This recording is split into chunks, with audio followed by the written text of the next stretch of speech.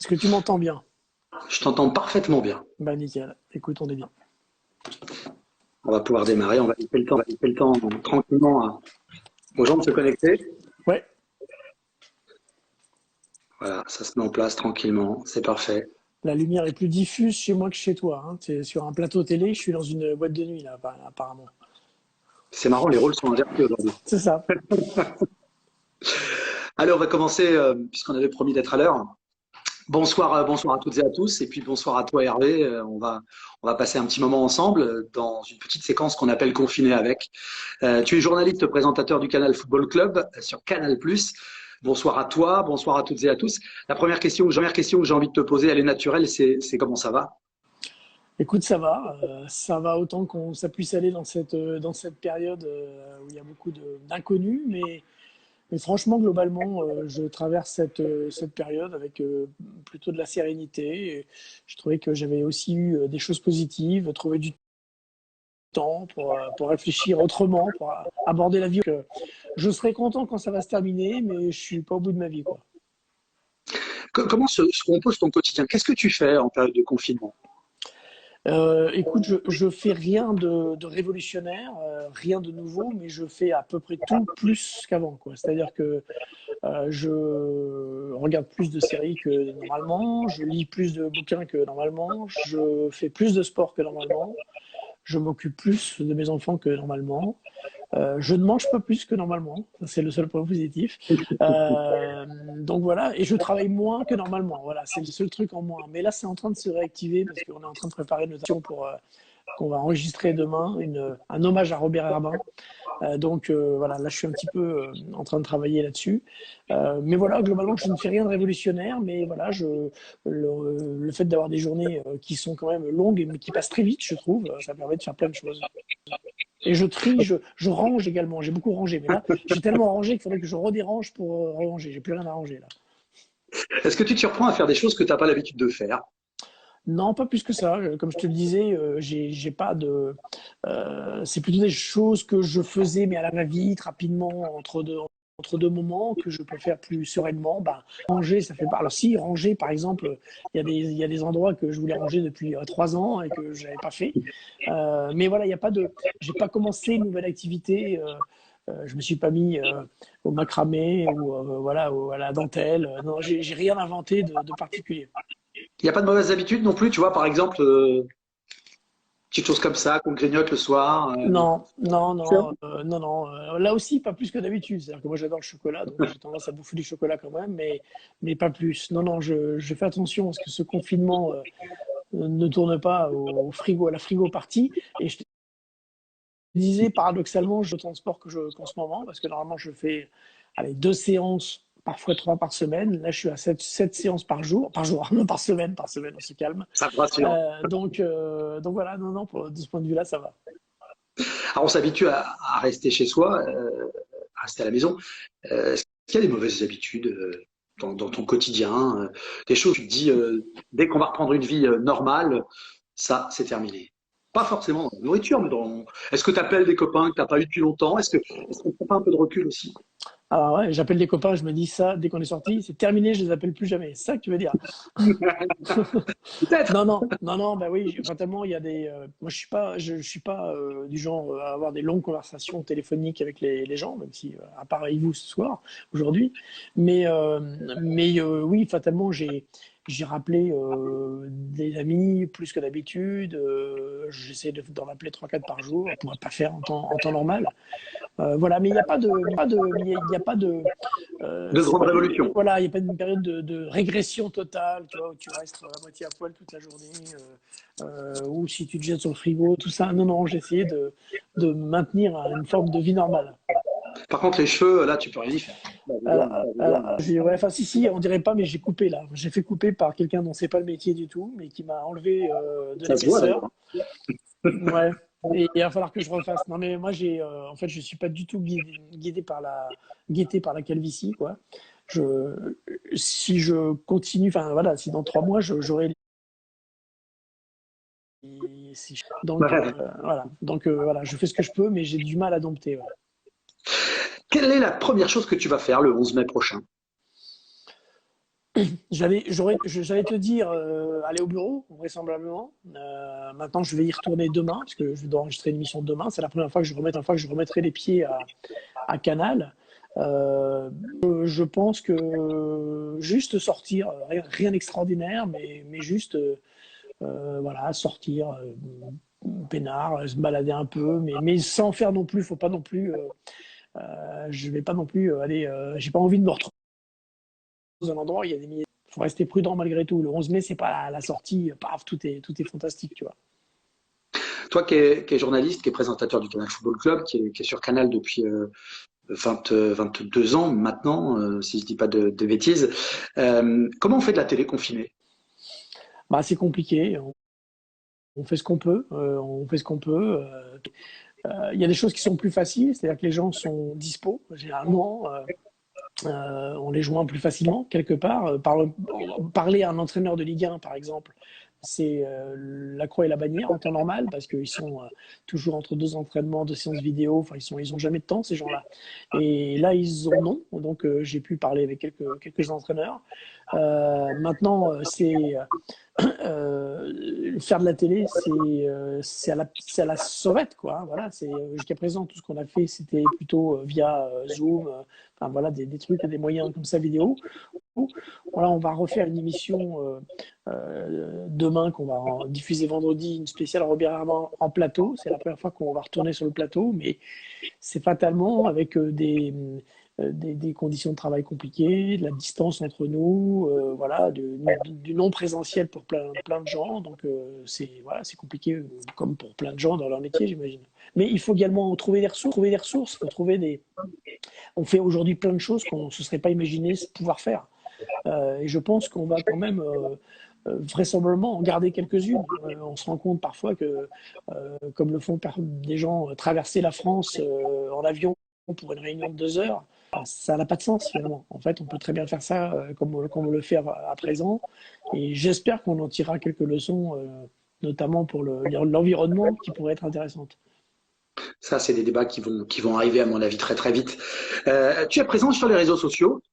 Alors, je te suis un peu sur Insta, hein. Je te vois avec les maillots. Ouais, bah, voilà. Je suis surtout présent avec ça. En fait, quand j'ai commencé à ranger, donc je suis tombé. Moi, je savais qu'elle était là. Hein, je suis pas tombé par hasard, mais sur ma collection entre guillemets, c'était des cartons avec plein de maillots, et je me suis dit tiens, bah, ce serait peut-être bien de faire partager ça avec les gens, garder un lien finalement. Et j'ai commencé il y a maintenant plus de 30 jours avec un maillot du Havre. Et donc voilà, c'est un peu ma présence récurrente sur les réseaux sociaux, aussi bien Twitter, Insta que Facebook. Et puis pour le reste, un petit peu d'intervention, mais très peu en fait. Voilà, je suis plus lecteur des réseaux, pas spécialement des commentaires, mais des réseaux de ce qu'on peut trouver que acteur des réseaux sociaux. Alors, l'émission sur laquelle on a plaisir à te retrouver le dimanche soir, elle est suspendue maintenant depuis déjà quelques temps. Est-ce que le Canal Football Club va reprendre pour clôturer la saison 2019-2020? Bah, est-ce que la saison elle est déjà clôturée, hein, si on a bien compris, hein, donc je ne sais pas encore. Je pense qu'on va vraisemblablement réactiver quelque chose, oui, parce il y a beaucoup de choses qui se disent. Il y a des débats qui sont intéressants en ce moment sur justement que faire de cette saison-là, comment la comptabiliser entre guillemets. La Ligue des Champions dans la foulée, est-ce qu'elle va se jouer, pas se jouer? Bon, bref, il y a plein de débats, mais un Canal Football Club se nourrit essentiellement, comme de foot, voilà, de jeux, de matchs, et il n'y en a pas. Donc, ce sera fatalement, si on reprend quelque chose de différent, fatalement, pour l'instant.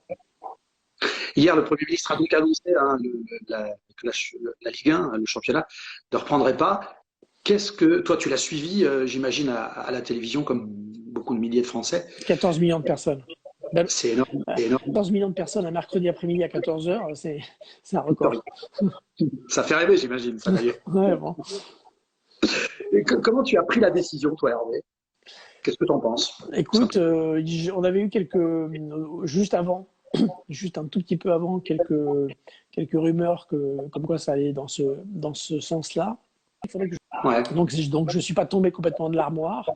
mais j'ai quand même été plutôt surpris lorsque je l'ai appris, donc très peu avant, parce que moi j'étais quand même persuadé, enfin il y a 15 jours, 3 semaines, j'étais persuadé que ça reprendrait. Voilà. Après, Ouais, comme beaucoup. j'ai été obligé de constater que c'était compliqué, que ça posait des problématiques de gestion extrêmement compliquées, parce on s'est beaucoup focalisé sur les conditions d'entraînement, comment les joueurs pouvaient s'entraîner, etc. Mais voire même comment les joueurs pouvaient jouer dans un stade vide. Mais il y a tout ce qu'il y a autour, il y a le déplacement des joueurs, l'arrivée il faut trouver un hôtel, il faut juste qu'ils t'emmènent au stade. Enfin voilà, c'était quand même très très compliqué. Donc, il y a, je pense que passer le coup de la déception, vraisemblablement que c'était la seule solution, la solution la plus sage dans une problématique globale, générale. C'est-à-dire qu'il faut bien comprendre que nous, on a un peu focalisé sur le foot. C'est hyper important, mais il y a le feu partout. Il y a tellement de trucs à Ouais. gérer que je pense que l'État a d'autres chats à fouetter que de se dire que le championnat va s'arrêter. J'ai vu passer une question là en disant incroyable, le Premier ministre a décidé ça et l'UEFA n'a rien à dire. Merde. Bah, heureusement que c'est quand même les gens élus par la France qui gouvernent la France et pas l'UEFA, parce que ce serait grave que ce soit l'UEFA qui puisse imposer des choses à l'État français. Enfin, voilà, donc bien sûr qu'il y a un moment donné, on est au-dessus, quoi. Tiens, justement, puisque tu parles de championnat européen, Pays-Bas et France, pour l'instant, sont les seuls qui ont décidé de l'arrêt de leur championnat. Est-ce que tu crois que c'était vraiment une décision? Je crois que comme dans tout aujourd'hui, c'est compliqué de dire ça c'est la bonne décision, ça c'est une mauvaise décision. Tout le monde navigue à vue et l'histoire nous dira si c'était la bonne décision ou pas. Ça paraît comme ça à l'instant T la seule décision possible. En plus les joueurs n'étaient pas spécialement Ouais. demandeurs, ne voulaient pas jouer. Donc on comprenait bien l'intérêt que ça reprenne et je pense qu'il ne faut pas penser que ceux qui veulent que ça reprenne sont des espèces d'obsessionnels du business. Ah, argent, argent, c'est pas le problème. C'est aussi qu'il y a un moment donné, bon, déjà quand même la survie des clubs, parce qu'elle est quand même en jeu, c'est pas rien, la survie des clubs comme la survie des entreprises, et qu'il y a un moment donné, il y a la vie sociale qui doit reprendre. Donc c'est normal qu'on ait envie de relancer quelque chose, mais là, c'était trop compliqué. Est-ce que les Allemands, qui semblent prêts à vouloir rejouer très vite, vont réussir à le faire? Je suis assez sceptique. Ils sont pour l'instant moins touchés que nous, mais, Ouais. mais je ne vois pas comment il pourrait y avoir. Il y a pas de l'Allemagne, elle n'est pas sous plexiglas, quoi. Donc, à un moment donné, j'ai lu aussi que depuis quelque temps, là, la situation se dégradait, la situation sanitaire en Allemagne, même si elle est bien meilleure que la nôtre encore. Je sais pas, ça va être intéressant s'ils reprennent, de voir comment ils gèrent justement toutes les problématiques que j'évoquais, le déplacement, les hôtels, les joueurs, le fait que s'il y a un joueur qui est touché, ça bloque un peu tout le monde. On verra, mais je suis sceptique. Alors, tu parlais de l'Allemagne, hein, effectivement, on parle en Allemagne d'une reprise éventuelle mi-mai ou plutôt fin mai, à huis clos évidemment, et en respectant les mesures sanitaires. C'est en tous les cas ce qu'a déclaré le gouvernement allemand. Bon, quand on connaît la rigueur allemande, effectivement, on peut s'interroger. En Angleterre, le Times, la semaine dernière, annonçait là aussi l'éventualité d'une reprise le 8 juin de la Première Ligue, où Liverpool était en tête. Ah, ils sont maudits, eux, hein. C'est une histoire incroyable, ça. Ouais. C'est une histoire incroyable. C'est pour ça peut-être qu'aussi, au-delà de tout l'aspect sanitaire, où là, c'est prendre des mesures, qui aura la distanciation, et on est tous d'accord, mais le football revient toujours à flot parce que on se nourrit aussi d'expériences des pays qui nous sont proches, des pays européens. C'est peut-être pour ça aussi que les gens se posent la question. Quand on voit que ça peut reprendre ailleurs, il y avait un petit espoir. Hier, c'était une déception. Bah, je vais corriger tes propos. On n'est pas en train de voir que ça peut reprendre ailleurs. On est en train de voir que certains veulent reprendre, mais ils n'ont pas repris. Ouais. Donc on verra. On verra s'ils le font et si ça se passe bien. Et s'ils le font et que ça se passe très bien et que tout va mieux, on n'est pas à l'abri que ça change. Pourquoi pas? Mais en tout cas, je pense que c'est difficile de jeter la pierre à ceux qui ont pensé qu'on ne pouvait pas prendre le risque aujourd'hui. Voilà. Est-ce que les Anglais, est-ce que les Allemands, est-ce que les Espagnols qui disent aussi qu'ils vont reprendre très vite, alors que pour le coup la situation sanitaire en Espagne est quand même très grave, est-ce qu'ils vont réellement le faire? J'attends de Voilà. voir, j'attends de voir. Attendons de voir. En Espagne, on annonce une reprise probable de l'entraînement le 4 mai. Pour compléter ce que tu disais à l'instant, ça semble un peu rapide. Bah oui. Écoute, on verra. Alors l'Italie, par contre, la fédération italienne, elle souhaitait une reprise a priori vers la fin mai. Et là, il y a une annonce du gouvernement hier qui dit qu'il faudrait raison garder et a priori que le championnat ne se termine pas et qu'on se projette plutôt sur la prochaine saison à huis clos, ce qui ressemble à la décision française. Je vois pas comment la Serie A pourrait reprendre, effectivement, vu la situation sanitaire en Italie, quoi, clairement. Ouais. Alors, la France, hier, effectivement, la Ligue de football, elle a communiqué qu'elle prenait évidemment acte des déclarations du Premier ministre, et qu'elle suivrait donc les consignes du gouvernement et des autorités sanitaires, ça c'est bien normal.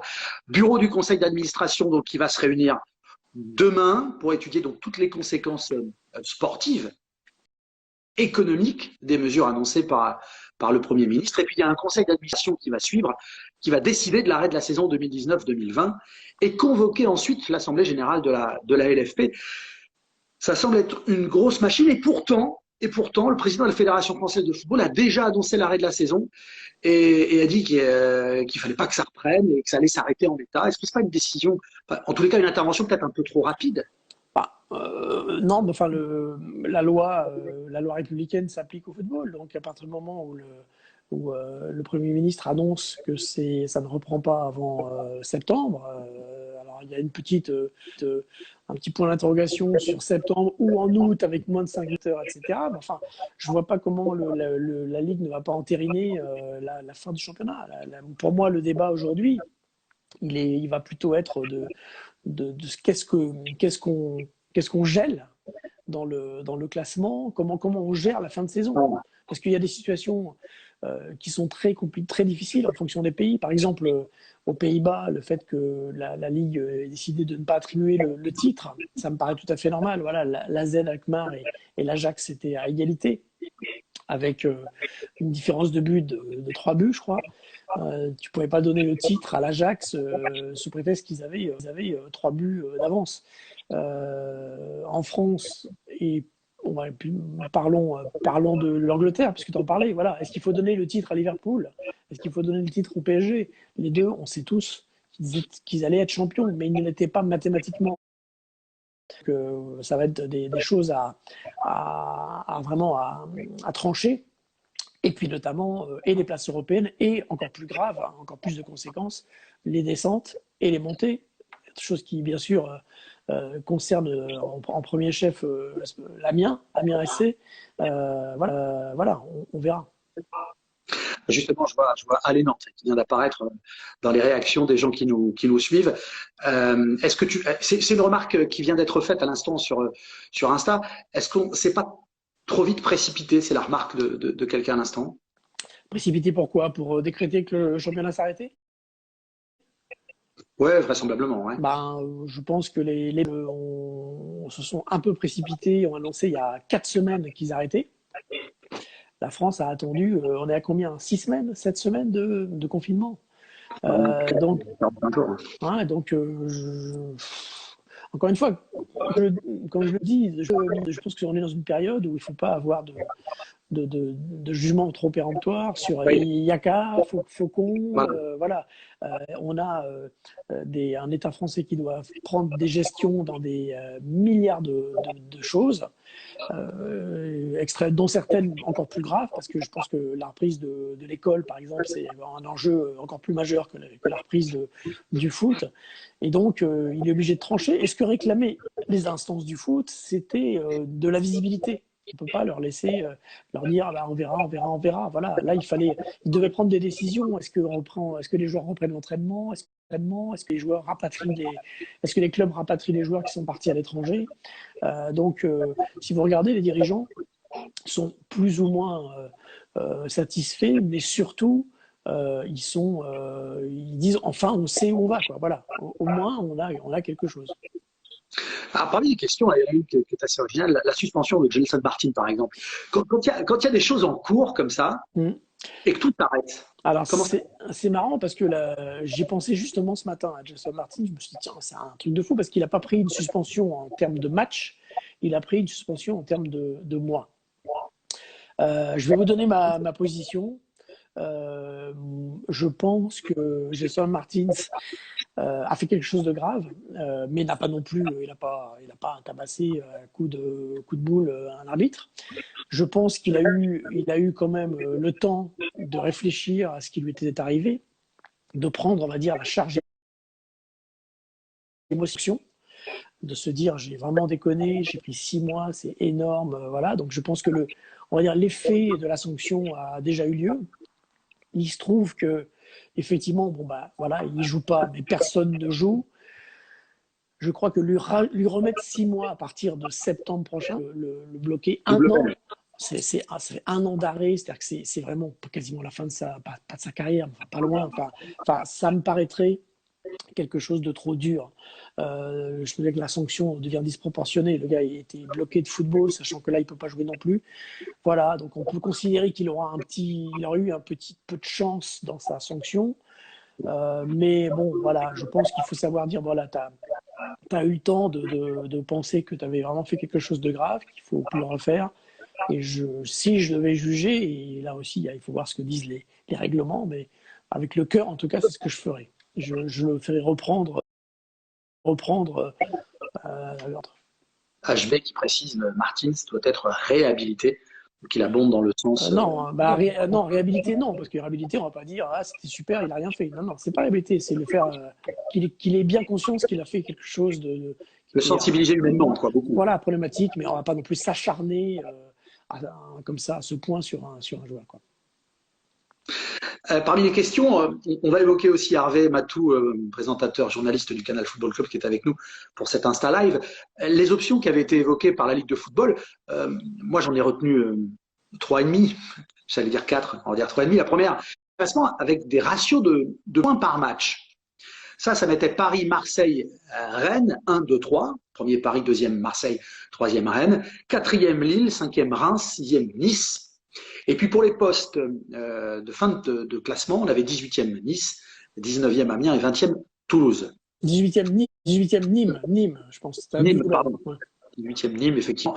L'autre possibilité, c'était effectivement l'arrêt à la 27e et la dernière journée, qui a été complète, en l'occurrence, pas la dernière journée, mais la dernière journée complète. Et là, il y avait un petit changement, c'est que Lyon passait à la 5e place et Montpellier arrivait 6e. En bas de classement, il n'y avait pas de changement. On se rend compte que s'il y avait une troisième possibilité, c'est-à-dire un arrêt à la 19e journée, c'est-à-dire après les matchs allés, en fait, Hervé. En tête, il n'y avait pas de changement, si ce n'est la 5e place, qui cette fois arrivait à Nantes. 6e, Reims. Et en bas du classement, on avait Nîmes 19e, on avait Nîmes 19e, Toulouse 20e, Amiens 18e. Comment on peut imaginer sereinement prendre une décision et se dire on va prendre cette hypothèse-là plus que cette hypothèse-là? Je vais te laisser répondre. Et je voulais aussi évoquer la quatrième hypothèse. D'ailleurs, elle arrive souvent dans les questions, et pourquoi pas une saison blanche? On en a un peu été très vite évincé ensuite. Alors, tu viens de résumer le casse-tête de ce qui attend les dirigeants du football français dans les jours qui viennent.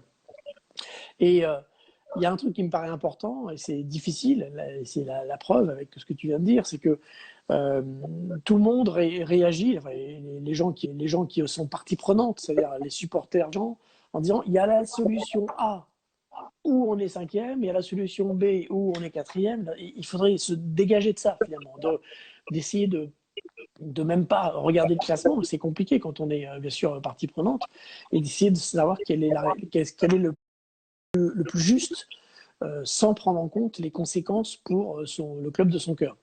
Je pense la saison blanche, on aurait joué 6 journées, mais là on en a joué 27 ou 28. Franchement, je trouve que c'est pas une solution. La 19e journée, je trouve ça personnellement problématique aussi, parce qu'il y a quand même, ça fait trop de matchs qui ont été joués qui ne comptent pas. Après, il reste 27. Alors, il y a aussi une autre solution, je crois que tu l'as cité, c'est l'équipe qui en parle aujourd'hui, de calculer donc un ratio, etc. Ce qui est finalement, si tu regardes le truc le plus juste, c'est-à-dire que il regarde les clubs qui ont fait 2 fois les gros clubs et ceux qui n'ont pas joué. Enfin bon, mais le problème, c'est que c'est trop compliqué.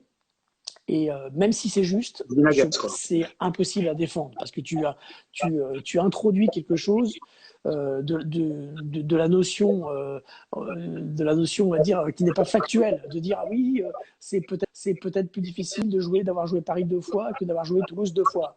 Ok, mais c'est de la spéculation malgré tout. Donc il reste, à mon avis, soit la 27, soit la 28. Petite parenthèse, le seul match qui empêche la 28e d'être validé, c'est le Strasbourg-PSG. Souvenez-vous, qui a été annulé dans des conditions où les Strasbourgeois auraient pu jouer à huis clos. Ils n'ont pas voulu parce qu'ils avaient envie de garder la recette du match contre Paris. Paris avait joué le match contre Dortmund 3 jours après, donc ça les a arrangés aussi de ne pas jouer. Et donc ce match qui n'a pas été joué fait que la 28e journée n'est pas complète. Avec relativement peu de conséquences, puisque Paris est loin devant. Strasbourg pourrait gagner quelques places. Mais bon, malgré tout, le fait que ce match n'ait pas été joué, je pense qu'il y a des chances que ça ramène à la 27e. Et bizarrement, le grand bénéficiaire du fait que Paris n'ait pas joué à Strasbourg serait donc l'Olympique Lyonnais. En tout cas, dans toutes ces hypothèses, et je n'ai pas la solution, et je crois que la solution, ça va être certainement juste de regarder les règlements, parce que les règlements prévoient, voilà, quand le championnat est arrêté, il se passe ci, il se passe ça. Donc je pense que, à défaut de faire une réponse, de trouver une solution morale, sportivement, il va falloir trouver la solution. Donc on verra ce que ça donne, mais je crois que pour trouver une solution, si c'est la question qui intéresse ceux qui nous écoutent, qui sauve Amiens, enfin en tout cas peut-être qu'ils les sauveront, mais en tout cas qui les extrait de la 19e place, je crois que ça va être compliqué. Oui, alors après, il y a un peu de frustration peut-être pour des équipes qui ont accroché à la Ligue des Champions, celles qui luttaient pour ne pas descendre, parce que si on prend un peu de recul sans prendre effectivement plus un club qu'un autre club, il y avait encore 10 matchs à jouer, c'est-à-dire 30 points à prendre. C'est frustrant. Ah ben c'est sûr, c'est frustrant. Moi, mon club de cœur, c'est Clermont. Clermont était dans une forme unique et beaucoup de gens que je connais qui connaissent bien le foot, des consultants me disaient je pense que Clermont sera dans les 2 premiers. C'est inexorable, me disait-il. Et Clermont non seulement ne sera pas dans les 2 premiers, mais va certainement ne même pas jouer les barrages, ce qui aurait été un événement pour le club, un événement énorme. Donc voilà, il faut savoir admettre qu'il y a des situations où il n'y a pas de solution idéale et on est obligé de vivre avec cette frustration. On a tous de la frustration en ce moment, de plein de choses, c'est comme ça. On est confiné avec toi, Hervé Matou, présentateur et journaliste du Canal Football Club. L'émission référence maintenant du football français. Justement, puisqu'on parle du football français, qu'est-ce que tu penses de tous ces débats autour du foot et des intérêts qui sont défendus parfois par des présidents qui pensent peut-être un peu plus à l'intérêt des clubs qu'à l'intérêt du football? Je pense que c'est assez compliqué quand tous les débats se font avec des gens qui sont jugés partis. On va dire, peut-être qu'il faudrait une forme de direction qui soit pas uniquement constituée des présidents des clubs. Voilà. Après, je pense que malgré tout, il y a des dirigeants qui savent faire l'impasse sur leur problématique personnelle. Il n'y a pas que des gens qui pensent qu'à leur club. Donc voilà, je pense qu'ils n'ont pas le choix. Là, il va falloir qu'ils se mettent autour d'une table et qu'ils fassent des concessions et qu'ils trouvent les meilleures solutions collectives.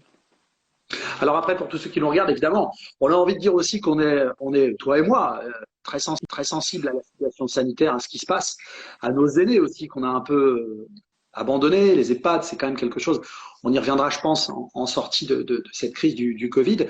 Mais on se rend compte aussi que le football alimente beaucoup les conversations. Alors ça agace certains, ça passionne d'autres, ce qui crée parfois des oppositions entre le sanitaire, le sportif et l'économique. Ouais, mais moi je pense que les gens se trompent en disant en disant oui, il n'y a plus aucun intérêt, on peut même pas parler de foot, faut même pas se mettre autour d'une table pour réfléchir parce qu'il y a des gens qui meurent. Mais excusez-moi, mais pendant qu'on jouait il y a 6 mois, il y avait des gens qui mouraient en Afrique, il y a des gens qui meurent, voilà, des drames et sociaux et sanitaires, il y en a toujours. Donc je pense que bien sûr que là c'est quelque chose qui nous touche. Donc mais le foot, comme le cinéma, comme le théâtre, plein d'activités, c'est des choses qui sont essentielles à la vie sociale. Donc c'est pas parce que enfin, moi personnellement, je suis pas médecin, je suis incapable de soigner quelqu'un. Donc, on va pas tout ça. Voilà, il faut que chacun dans son domaine réfléchisse pour voir comment les choses peuvent se relancer, peuvent revivre, et que aussi bien l'activité, des activités économiques, encore plus quand elles sont dans le domaine du divertissement, on va dire, comme le sport ou la culture, c'est pas parce que il y a une crise sanitaire que ça n'a plus aucune valeur et qu'il faut même plus en parler, tout balancer, ça n'a pas de sens, ça n'a pas de sens. Parmi les remarques des gens qui nous suivent, il y en a une que je voulais te lire. Est-ce qu'il n'y a pas de danger, le fait d'avoir arrêté, j'imagine, c'est ça la question de Nemad, le fait d'avoir arrêté le championnat, est-ce qu'il n'y a pas de danger de perdre des clubs à cause de ça? Si, bah, clairement, clairement. Il y a des clubs. Alors, je pense que c'est surtout le football qui est en grande difficulté, et les clubs amateurs et les clubs qui sont, on va dire, à la limite de l'amateurisme et du professionnel. Le championnat de National 1, par exemple, voire National 2, les clubs sont dans des situations catastrophiques. Et il y aura certainement en Ligue 1 des morts, ouais, enfin, des clubs qui mettent la clé sur la porte, je n'en suis pas sûr, mais clairement, il y a un moment donné où il va falloir vraisemblablement que les joueurs fassent des efforts, à mon avis. Les dégâts en Ligue 1, ça veut dire quoi? C'est la DNCG qui va avoir un peu plus de travail, mais est-ce que juste du fait de la situation, il n'y aura pas un peu plus de compréhension? Bon, je ne suis pas tout à fait sûr, mais on peut l'envisager. Si, bah, je pense que les contrôles de gestion vont devoir prendre en compte des bilans financiers qui n'ont rien à voir avec ce qu'il y avait avant. Et ça va être pareil, dans le monde de l'entreprise, et ça va être pareil. Les commissions européennes vont juger la situation de la France. On ne va pas commencer à être obsédé par rester dans les clous, parce qu'on sait que c'est pas possible de rester dans les clous. Voilà, les déficits vont exploser. Ce qui serait bien, ce qu'il faudrait, ce sur quoi ça débouche, c'est que ce soit une vraie réforme totale du foot, mais au niveau européen. C'est quelque chose qui ne peut pas se faire tout seul. Et que le foot arrête de marcher sur la tête comme il a marché sur la tête pendant des années, en fait. Certainement qu'il adopte un train de vie inférieur à celui qu'il a aujourd'hui, ou qu'il Il y a avait. plein de questions. Hein. Pardon, je t'ai coupé. Il y a plein de questions qui arrivent. Il y a Florian qui demande si une Ligue 1 à 22 clubs, c'était pas une bonne solution. Bah, c'est la solution pour ne pas trancher. C'est-à-dire que tu gardes les 20 clubs et tu fais monter les deux premiers. Mais à ce moment-là, tu as quand même les barragistes potentiels de Ligue 2 qui peuvent dire mais Et pourquoi nous? nous et nous? Et puis on sait que 22 matchs, c'est compliqué à gérer. Enfin, 22 matchs, 22 équipes, c'est un match de plus à produire, pas prévu dans les contrats télé. Voilà, enfin, ça pose plein de problèmes. Mais peut-être qu'ils en arriveront là, ce ne serait pas la première fois. On a déjà vu dans le passé des situations où les mal à trancher et que finalement ils ont opté pour ça, pour pas de descente. Mais ça veut dire que tu ne fais pas descendre de club non plus de Ligue 2. Donc ça veut dire que tu fais une Ligue 2 également ils sont 20 en Ligue 2, donc à 22. Enfin voilà, donc c'est en cascade tout ça, quoi. Ouais, il y a quelqu'un qui vient de préciser. Dans tous les cas, je crois que ça, on est d'accord. Peut-être des déçus qui précisent pourquoi est-ce qu'il n'est pas possible de jouer à huis clos. Ça, c'est quelque chose qu'on a évoqué parce que la décision a été prise par le gouvernement. Parce que je pense que la réalité, elle est là. La chronologie des choses, c'est une décision du Premier ministre, donc du Président de la République. Le Premier ministre qui s'est permis, dans son discours hier, qui reste un discours historique, tu le disais, 14 millions de téléspectateurs, de préciser que le foot et le rugby, je crois, il me semble qu'il a précisé le football. Il a précisé le football, mais il a dit tous les championnats professionnels. Oui, basket, handball, volley, enfin voilà. Hein. Il a quand même détaché du Ouais, reste du monde du sport le foot. Donc, ouais. il faut passer un message fort là aussi. Bah, ouais, on n'apprend à personne, c'est le sport numéro un, c'est clair. Après, la question du huis clos, on a vu que le problème, on a cru dans un moment que ça allait jouer à huis clos, mais on s'est rendu compte, ce que je disais en début d'intervention, c'est que les problématiques, elles ne sont pas uniquement sur les matchs. Elles sont, un, sur les entraînements, deux, sur les déplacements, sur les avant-matchs, sur les après-matchs.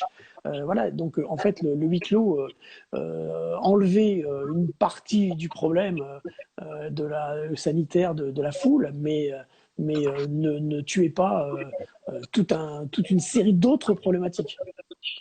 La Ligue peut s'opposer à l'État. Oula, Non, alors là, déjà, c'est n'importe quoi. Bon, déjà, ça n'a pas de sens. Enfin, tu vas faire une bagarre entre la Ligue et l'État, c'est stupide. Mais en plus, la délégation de la Ligue est donnée par la Fédération française, qui est donnée par le ministère des Sports. Donc, voilà, le sport professionnel est régi au final par les lois de la République. Enfin, ouais, non, enfin, on ne peut pas se poser la question. C'est-à-dire que clairement, on est suspendu à la décision de la Ligue de football professionnel, donc une décision qui sera prise vraisemblablement demain dans la journée, qui sera annoncée, on imagine, en fin de journée. La probabilité, on la connaît. Il va y avoir des belles surprises parce que, j'allais dire, Rennes en Ligue des Champions, c'est une des belles surprises. Si ce classement est figé et s'arrête comme on le pressent aujourd'hui. Oui, mais enfin ça, on n'en sait rien. On n'en sait rien. Le plus probable, je trouve comme ça de loin que le plus probable est que le classement soit figé. Je vois mal qu'on organise, qu'on imagine des critères nouveaux de calcul, de ratio, de machin. Les playoffs, je ne crois pas non plus, parce que c'est pas prévu par les règlements. Enfin, ce serait encore une fois, il y a des solutions qui peuvent paraître justes. Par exemple, imaginons que l'histoire d'un playoff, tu prends les Marseille et Rennes, tu te jouais, comme vous êtes les deux en Ligue des Champions, sur aller-retour, le vainqueur est deuxième, et tu prends les 5-6 dans la zone européenne, tu fais un petit tournoi, tout ça, pourquoi pas, sportivement ça se tient, mais au niveau des règlements, c'est pas possible, enfin, ça n'a pas de sens, ce ne sera pas ça. Donc je pense que ce sera vraisemblablement ou classement à mi-temps, je sais pas. Si Rennes est en Ligue des Champions ou en tour préliminaire de la Ligue des Champions, oui, ce sera très bien pour Rennes. Ils l'ont jamais fait. Ils ont échappé elle leur a échappé à une seconde de la fin il y a quelques années. Alors si on regarde en bas de tableau, ça veut dire que Toulouse et vont nous quitter. Par le conditionnel, nous quitterait. Voilà, nous quitterait. Bien sûr, oui, avec beaucoup de mesures. C'est une hypothèse qu'on essaie d'évoquer ensemble. Et il faudra attendre la décision de la Ligue, on l'a dit tout à l'heure, qui sera annoncée demain soir. Et puis ça veut dire l'arrivée aussi de Lorient, hypothétique là aussi, et de Lens. Quelle réaction ça te procure de voir revenir Lens, par exemple, de voir revenir Lorient, et puis de descendre Amiens, qui était en Ligue 1 depuis 3 saisons, et club de cœur. Et puis Toulouse, qui était depuis déjà quelques agressions et qui vit une saison difficile. Ouais, déjà, ouais, oui.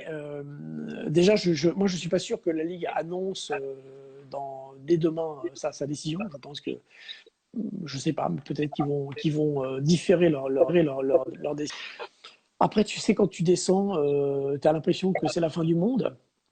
Et puis parfois, tu te rends compte que il y a un écart terrible entre la Ligue 1 et la Ligue 2 en matière d'environnement. Les stades sont vides, la couverture médiatique est très différente. Donc, clairement, je ne suis pas en train de te dire que c'est super de la Ligue 2, mais tu te rends compte que pour peu que tu arrives à remonter assez vite, parfois, ça fait du bien quand tu es un club qui a pris l'habitude, parce que tu es un club à petits moyens, de faire vivre à tes supporters une saison où tu gagnes 9-10 matchs.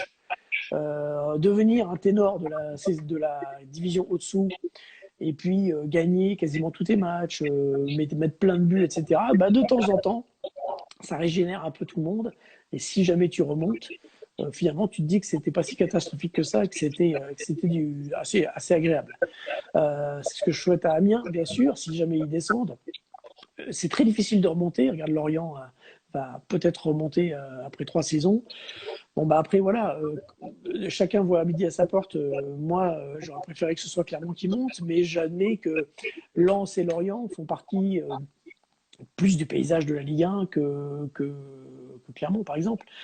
Voilà, il y a le cœur et la raison, mais voilà, donc Lens qui monte, je pense que tout le monde trouve que c'est un club historique, c'est bien. Lorient a un peu moins d'histoire en Ligue 1, mais fait partie quand même c'est un club qui a une structure de Ligue 1. Voilà, et puis ceux qui partent, Amiens et Toulouse.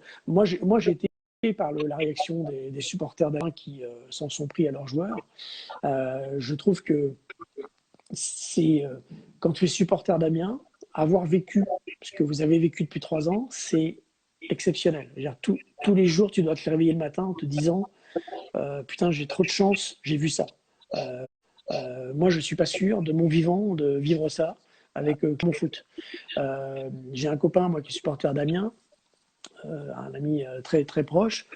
Quand ils sont descendus en national, il était effondré. Si on m'avait dit, quand il était au fond du national, qu'il allait vivre ça, et franchement, la montée à la dernière seconde du dernier match, déjà c'est dans une vie de supporter, il y a plein de gens qui n'ont jamais vécu ça. Passer une première année, se maintenir, une deuxième année, se maintenir, une troisième année, tu es 17e, 18e, et alors, enfin, c'est logique. Heureusement que, et je ne comprends pas que les supporters soient furieux que leur équipe soit en train de se battre à 9 journées de la fin pour rester en Ligue 1. Enfin, c'est la logique. C'est déjà, ils devraient remercier le ciel d'être là pour la troisième saison consécutive et d'être à la lutte. Donc je trouve invraisemblable qu'ils se soient habitués à ce point-là de trouver que les joueurs sont des charlots parce qu'ils sont 17e, quoi, ou 18e, ou 19e en l'occurrence. Donc voilà, si Amiens descend, il faudra juste espérer pour eux qu'ils remontent. Et ça va être de plus en plus compliqué avec les nouveaux droits.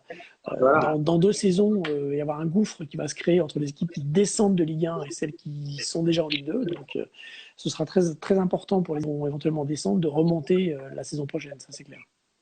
Un mot sur Toulouse aussi. Cette descente, elle était quasi inévitable au vu du parcours des Toulousains cette année. Cette année, oui. Après, personne n'aurait imaginé en début de saison que Toulouse allait descendre parce que même si c'est pas une équipe qui fait vibrer beaucoup de gens, ils avaient quand même un bel effectif avec beaucoup de joueurs offensifs. Petite parenthèse aussi, hein, les supporters sont jamais contents de ce qu'ils ont et parfois on sait ce qu'on a, on ne sait pas ce qu'on trouve. Voilà, Casanova, personne n'en voulait, il est parti et derrière ça a été encore pire. Il y a toujours un petit problème à Toulouse, on a toujours le sentiment que c'est une ville qui se passionne pas pour le foot, qui a une place un petit peu on va dire, comme ça, en Ligue 1, mais que tout le monde s'en fiche un peu. Je pense que c'est pas vrai pour ceux qui sont à Toulouse, bien sûr. En tout cas, là, clairement, je vois pas comment ils allaient pouvoir revenir. C'était impossible. Ils étaient vraiment dans une série catastrophique, quoi. Donc, le miracle avait eu lieu avec Pascal Duprat. Je pense que là, il n'y en aurait pas eu un deuxième. Et mon Pascal Duprat précise d'ailleurs un supporter du TFC. Justement, en ce qui concerne les supporters, on en parlait un instant. On peut comprendre cette frustration. Il n'y a pas longtemps, d'ailleurs, il y avait une pétition en terre français. Cette frustration, c'est de ne pas avoir vu ce championnat aller à son terme. Le président de la Fédération française de football a annoncé hier que le début de la nouvelle saison démarrait à huis clos. Est-ce que c'est la moins mauvaise solution aujourd'hui, de toute façon? Ouais, bon, la frustration, déjà. Bah oui, moi, on est tous frustrés. Il y a des gens qui préparaient des spectacles qui vont jamais avoir lieu, ils sont frustrés. Il y a des gens qui sortaient les films qui sont frustrés. Il y a des gens qui allaient passer des examens hyper importants et qui sont frustrés. Voilà, il y a plein de gens qui sont frustrés. Donc, il faut arrêter de se regarder le nombril et voilà, on est dans une situation inédite dans l'histoire de l'humanité. Donc après le huis clos, on est tous, quand on a eu une journée ou deux à huis clos, les gens ont dit oh là, vaut mieux pas de foot que ça. C'est vraiment n'importe quoi. Vaut mieux pas de foot que ça. Et puis au bout de 3 semaines, je pense qu'il y a plein de gens qui auraient dit mais si, moi je veux du foot même à huis clos. J'ai envie de dire, c'est bien sûr que c'est triste, c'est tout ce qu'on veut, mais si ça avait permis en tout cas au championnat de se terminer et donc de nous épargner le casse-tête dont on parlait tout à l'heure pour distribuer les places et au moins avoir un verdict sportivement non discutable, il fallait le faire. Voilà. Donc c'est pas possible. La reprise au mois d'août, c'est une petite ambiguïté, une petite brèche d'ambiguïté dans le discours d'Édouard Philippe, qui a parlé effectivement de reprise qu'en septembre et qui a dit ensuite qu'il y avait des spectacles à moins de 5000 personnes qui pourraient peut-être avoir lieu avant. Donc le foot en a profité pour s'engouffrer dans la brèche et imaginer des matchs à 5000 personnes, ce qui leur permettrait de tenir le calendrier. Je ne sais pas si ça va se faire. Un championnat qui redémarre à huis clos, c'est sûr que ce serait hyper triste. Mais peut-être qu'il n'y aura pas le choix, on verra. Il y a quelqu'un qui met la vie sans foot et bien fade. Bah oui, après il y a d'autres choses. Hein. Il y a d'autres choses. Il faut savoir les découvrir. Ouais, voilà, c'est peut-être le moment de se recentrer, d'aller vers d'autres horizons, de découvrir autre chose. Et, je voudrais qu'on revienne sur mission Hervé. Moi, j'avais envie de te poser une question sur le Canal Football Club. Pourquoi est-ce que tu reçois pas plus souvent ce que je vais appeler des stars du foot français au CFC? Je vais te la poser autrement, la question. Est-ce que tous les clubs jouent vraiment le jeu pour que les joueurs viennent chez toi? Non, la réponse est non, bien sûr. Il faut savoir que bien souvent, on a je lis les supporters qui nous disent déjà ouais, pourquoi vous n'invitez pas les joueurs de notre club? 9 fois sur 10, on les invite. Mais ils ne viennent pas. Parce que l'inviter sur le plateau du CFC, c'est ce qui nous demande le plus d'énergie. C'est très, très, très compliqué parce qu'aujourd'hui, le foot est ainsi fait que pour qu'un joueur vienne, il faut que son agent soit d'accord, que le joueur soit d'accord, que son entraîneur soit d'accord et que le club soit d'accord. Ça fait beaucoup, beaucoup de monde. Et voilà. Et donc, en fait, c'est compliqué. Voilà, c'est très compliqué. Les stars, je te trouve un peu sévère parce que globalement, quand même, toutes les stars du football français sur les 10 dernières années sont venues, à quelques exceptions près. Je pourrais te citer 15 joueurs majeurs des dernières saisons qui sont venus. Et quand on a des joueurs qui viennent un peu souvent, genre qui viennent une fois par saison, je vois qu'il y a quelqu'un qui parle de Christophe Jallet et de Dante, par exemple, voilà, fait partie des joueurs qui sont venus très souvent, parce que c'est des joueurs sympas, qui sont d'accord et qui jouent le jeu et qui quelque part respectent les supporters en venant, puisqu'il y a parfois des clubs dont les supporters se plaignent qu'on ne voit pas leurs joueurs, mais c'est les clubs qui ne les envoient pas. Avec quel club c'est compliqué, par exemple? Ah, tu vas me demander de dénoncer. Non, en fait, on est confinés entre nous. Hein, ouais, on n'est jamais entre nous, tu sais. En fait, généralement c'est compliqué cycliquement parce que les clubs de foot estiment que, enfin, ils adorent qu'on dise du bien d'eux et ils n'aiment pas qu'on dise du mal d'eux, y compris quand ils jouent mal et qu'ils le savent. Et donc c'est tendu en fait, de manière cyclique avec à peu près tous les clubs. Mais il y a des clubs avec qui c'est plus compliqué que d'autres. Je vais vous laisser regarder.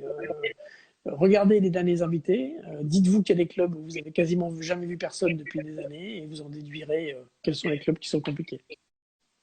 Ouais, parce que alors moi, la question, par exemple, Marseille, on voit pas, je suis pas un défenseur de l'Olympique de Marseille, je suis très objectif dans ma question, pas beaucoup de joueurs de Marseille. Bon, alors, c'est vrai que le déplacement Marseille-Paris, Paris-Marseille, en termes de logistique, c'est peut-être un peu plus compliqué que quand on joue à Paris ou à Lille, non? Ah, oui, c'est plus venir de Paris, oui, ça c'est sûr. Ouais. Mais c'est pas plus compliqué que ça.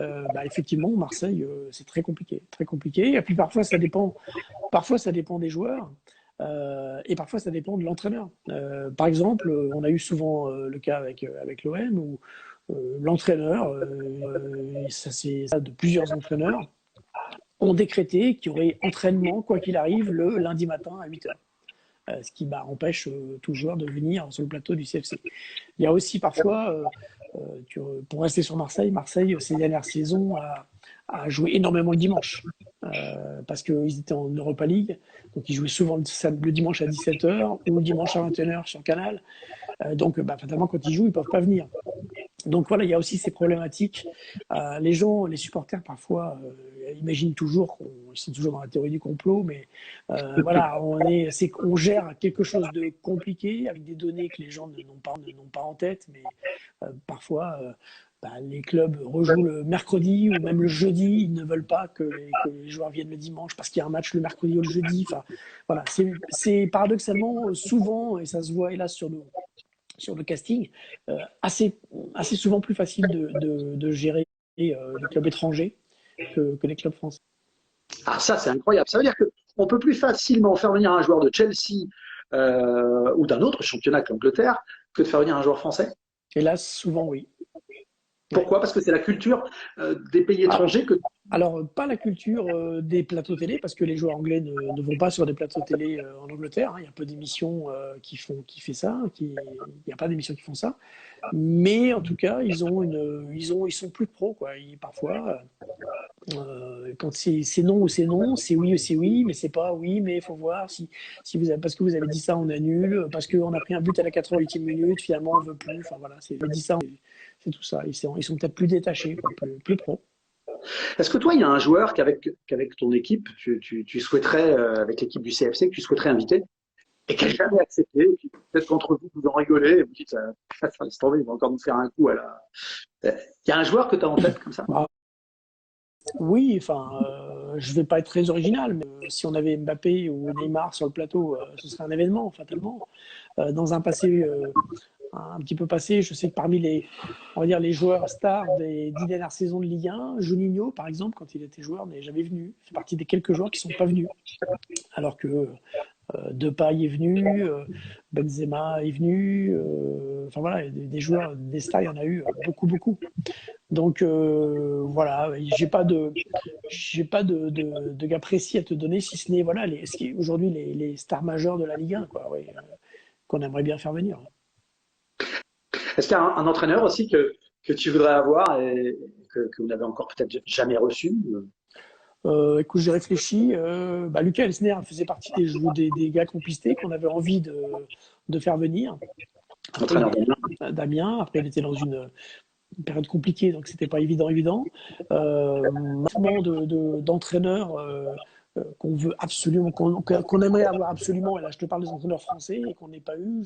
Non, là, on a plutôt. Les entraîneurs sont pas faciles à caler, mais quand même viennent, quoi. Voilà. Quand on fait les choses bien, quand on prend ça en amont, ils viennent.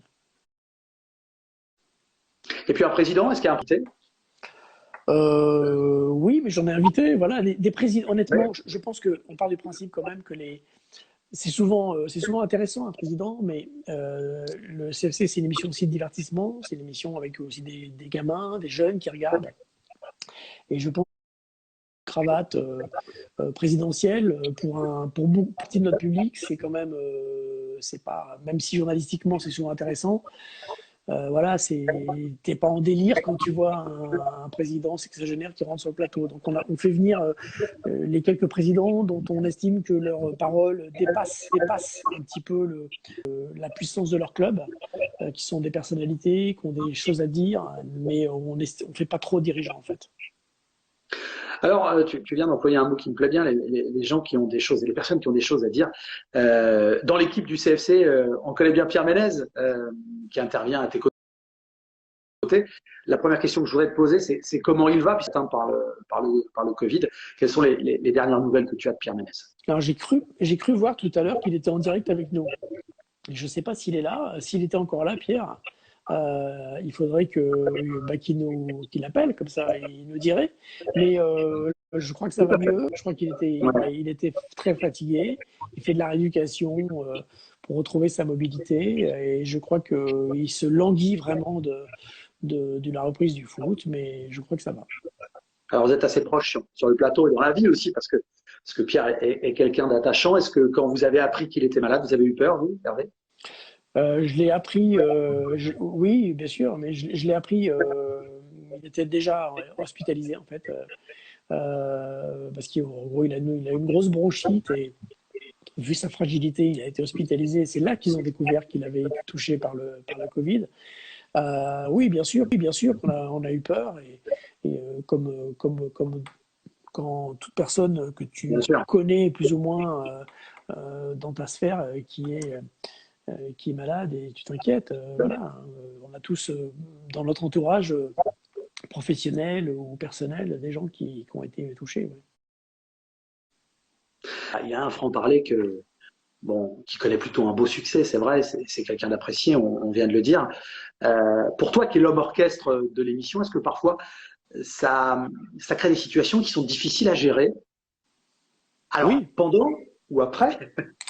euh, pendant, oui, enfin fatalement, ben, puisqu'on est avec une communauté d'Amiénois, je me souviens qu'il y a eu un incident sur une parole que Pierre avait dit un petit peu débeauté, il l'avait regretté d'ailleurs juste derrière. Euh, il avait été pris à. Parce que j'avais fait une allusion à laquelle il ne s'attendait pas sur le fait que le public d'Amiens s'en prenait à lui, et il avait dit oui, mais moi je parle des vrais clubs. C'était un peu une réponse un peu débeautée qu'il avait sorti comme ça et qu'il avait regretté derrière. Mais oui, fatalement, enfin fatalement, parfois il, il dit des trucs que ça va faire du bruit, mais voilà, il est responsable de sa parole déjà, et il est avec nous pour cette liberté de parole. Donc, on est là pour éventuellement défendre quelqu'un qui est attaqué et qui ne pourrait pas être défendu parce qu'il n'est pas là. Mais on n'est pas là pour le bâillonner, puisque c'est contradictoire de lui demander de venir et de le bâillonner. Ça n'aurait pas de sens. En tout le cas, on le salue puisqu'il nous regarde et puis on lui souhaite évidemment de revenir en forme dès la rentrée. Alors justement, la rentrée du Canal Football Club, est-ce que vous y travaillez déjà? C'était trop tôt. Plus ou moins, oui, ça a été annoncé dans la presse qu'on partait sur l'idée de faire 2 CFC le week-end, un le dimanche. Donc voilà, mais on a été un peu coupé dans notre élan sur nos séances de travail. Donc on n'a pas beaucoup avancé là, mais globalement, le CFC va changer fatalement, hein, puisque il y en aura un le samedi soir, puisque les rendez-vous, il faut se rendre compte, hein, les rendez-vous de foot sur Canal vont changer de case, hein. Il y aura un match le samedi soir à 21h, un gros match, et avec un CFC derrière. Et il y aura un CFC le dimanche qui sera non pas avant un match, mais après un match. Donc voilà, ça va fatalement changer la manière de construire l'émission, et ça va changer voilà, il faut renouveler l'émission. Avec la même équipe, la question est posée, est-ce que Laure sera toujours là? Habib Bey a prolongé, on l'avait à un moment annoncé ailleurs. Est-ce que c'est pas une bonne nouvelle? Ça fait partie des remarques qui circulent. Si, si, bien sûr. Bien sûr que c'est une bonne nouvelle. On est très content de garder Habib.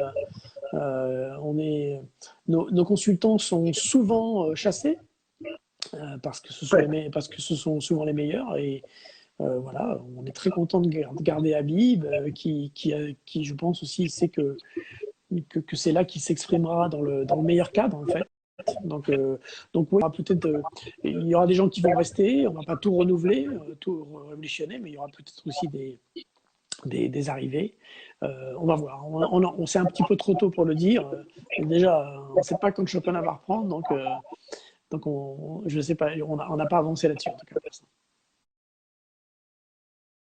Hervé, est-ce qu'il y a et que vous verriez bien consultant au CFC intervenant à vos côtés le dimanche soir? Oui, il y en a quelques-uns. On suit ça. On suit ça. Après, Qui, par exemple? comment?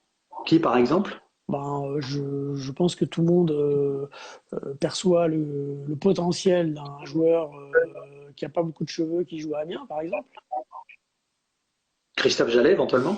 Voilà. Ouais. Et d'ailleurs, j'invite les gens à aller si vous aimez les podcasts, on a lancé un podcast avec Christophe Jallet faut aller sur la rubrique podcast de votre téléphone, Canal Football Club, et on a fait des podcasts d'1 heure avec Christophe Jallet qui sont très intéressants. Donc voilà. Après, il faut que le joueur ait envie de faire ça déjà. Et puis parfois et je parle pas pour Christophe, dont j'ai pas beaucoup de doutes, mais il faut que le joueur parfois on a des mauvaises parce que le joueur finalement était un bon client en tant qu'interviewé, mais n'a pas envie de basculer, n'a pas envie du tout d'émettre un avis, par exemple, ou n'a pas envie de suivre les matchs. Parce qu'aujourd'hui, on veut des gens qui s'appuient sur des choses, sur un travail, quoi. Voilà, il ne s'agit pas de s'asseoir dans un fauteuil, il faut regarder les matchs, les analyser, dégager des avis. Et donc, parfois, il y a des joueurs dont on pense qu'ils vont être de bons consultants et qui, bah, soit ne le sont pas vraiment, soit n'ont pas réellement envie, en fait. Donc, voilà, mais on suit ça, ouais, bien sûr. Bon, je vois que vous suivez éventuellement Christophe Jallet pour pourquoi pas devenir temps du CFC. Est-ce que Mais Christophe Jallet a envie de continuer, hein. Il veut jouer encore une saison minimum. il a bien raison. Vous suivez pas un speaker de l'Amiens SC non plus pour éventuellement pour rejoindre au CFC parce que moi je suis tout à fait volontaire. Il nous reste très très peu de temps, Hervé. Je voudrais vous remercier d'avoir été avec nous, d'avoir accepté ce live Insta. On m'annonce qu'il reste à peu près 10 secondes, donc ça veut dire qu'il va falloir qu'on conclue. Je vous laisse le mot de la fin avant de vous dire 1000 fois merci, Hervé. Eh bien, merci à vous tous. Et puis, prenez votre mal en patience.